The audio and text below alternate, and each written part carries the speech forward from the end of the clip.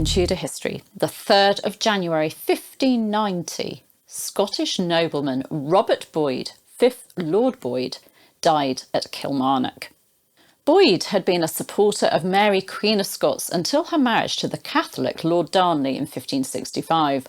Boyd then joined the faction of James Stuart, Earl of Murray, Mary's illegitimate half-brother, and was part of the Earl's Chaseabout raid, a rebellion against the marriage, and the idea that Mary and Darnley would reinstate Catholicism. Boyd escaped punishment by reconciling with Darnley, who pardoned him. But here are a few more facts about Boyd. Boyd was born in around 1517 and was the only son and heir of Robert Boyd, 4th Lord Boyd, and his wife Helen, daughter of Sir John Somerville. Boyd was made Bailey and Chamberlain of Kilmarnock in 1534.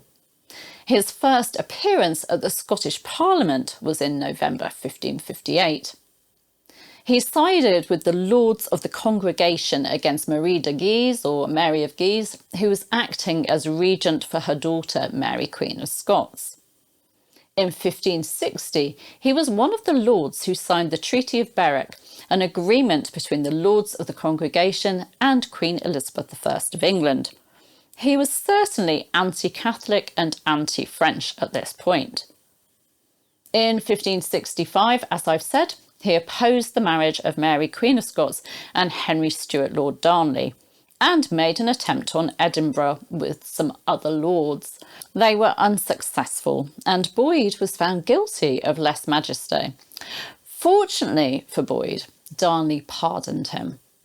And in 1567, he was a member of the jury who acquitted James Hepburn, Earl of Bothwell, for Darnley's murder.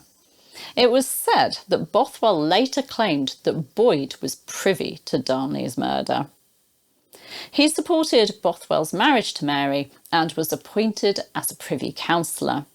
And he sided with Mary against Murray in 1568, fighting on her side at the Battle of Langside.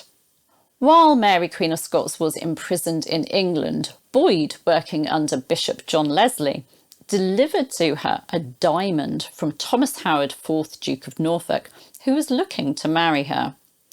Mary tasked Boyd with negotiating a reconciliation between her and the Scottish people and to help her divorce Bothwell. Boyd was unable to move the Privy Council to help Mary.